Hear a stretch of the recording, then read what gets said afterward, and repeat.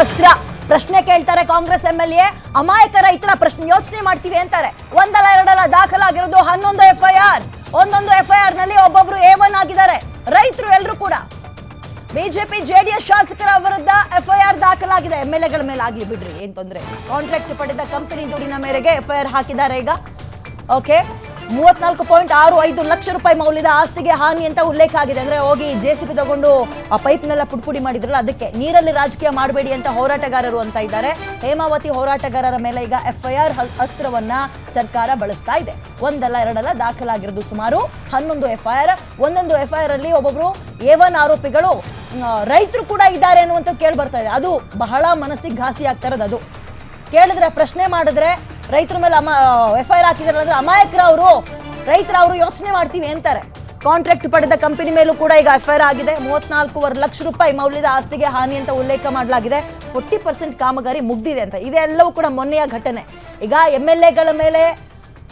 case ಹಾಕೋದು ಇವೆಲ್ಲವೂ ಇದು ಹೆಂಗಂದ್ರೆ ನಮಗೆ ಕಣ್ಣಿಗೆ ತೋರಿಸ್ತಾ ಇರೋದು ಅಷ್ಟೇ ನೋಡಿ ನಾವು ಅವ್ರನ್ನೂ ಬಿಡಲ್ಲ ಅಂತ ಅವ್ರದ್ದೇನು ಆಗಲ್ಲ ರೀ ಒಂದು ಫೋನ್ ಕಾಲಲ್ಲಿ ಹೊರಗೆ ಬರ್ತಾರೆ ಅವರೆಲ್ಲ ಓಕೆ ಹೋರಾಟಗಾರರ ಮೇಲೆ ಎಫ್ಐಆರ್ ಅಸ್ತ್ರ ಯಾವ ರೀತಿಯಾಗಿ ಪ್ರಯೋಗ ಆಗಿದೆ ನೋಡೋಣ A1 ತುರುವೇಕೆರೆ ಜೆಡಿಎಸ್ನ ಶಾಸಕ ಕೃಷ್ಣಪ್ಪ MT A1 ಆರೋಪಿ ಎಫ್ಐಆರ್ ಅಸ್ತ್ರ ಯಾರ್ಯಾರ ಮೇಲೆ ಅನ್ನೋದನ್ನ ಗಮನಿಸ್ತಾ ಇದ್ದೀವಿ A2 ಆರೋಪಿ ಬಿಜೆಪಿ ಶಾಸಕ ಸುರೇಶ್ ಗೌಡ ತುಮಕೂರು ಗ್ರಾಮಾಂತರದ MLA ಅವರು ಸುರೇಶ್ ಗೌಡ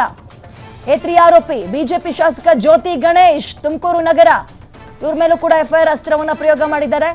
A4 ಆರೋಪಿ ಬಿಜೆಪಿಯ ಮಾಜಿ ಸಚಿವ ಸೊಗಡು ಶಿವಣ್ಣ ಇವ್ರ ಮೇಲೂ ಎಫ್ಐಆರ್ ಆಗಿದೆ A1 ಇಂದ ನೋಡ್ತಾ ಇದೀವಿ ನಾವು A5 ಜಿಲ್ಲಾ ರೈತ ಸಂಘದ ಅಧ್ಯಕ್ಷ ಗೋವಿಂದರಾಜು ಒಟ್ಟು 11 ಎಫ್ಐಆರ್ ಆಗಿದೆ 11 ಎಫ್ಐಆರ್ ಆಗಿದೆ A6 ಬಿಜೆಪಿ ಮುಖಂಡ ದಿಲೀಪ್ ಕುಮಾರ್ ಎಫ್ಐಆರ್ ಇವ್ರ ಮೇಲೂ ಕೂಡ A7 ಬಿಜೆಪಿಯ ಮುಖಂಡ ಚೇತನ್ ಅಂತ ಅಲ್ಲಿನ ಲೋಕಲ್ ಲೀಡರ್ಸ್ ಇವರೆಲ್ಲರೂ ಕೂಡ ಪ್ರಮುಖವಾಗಿ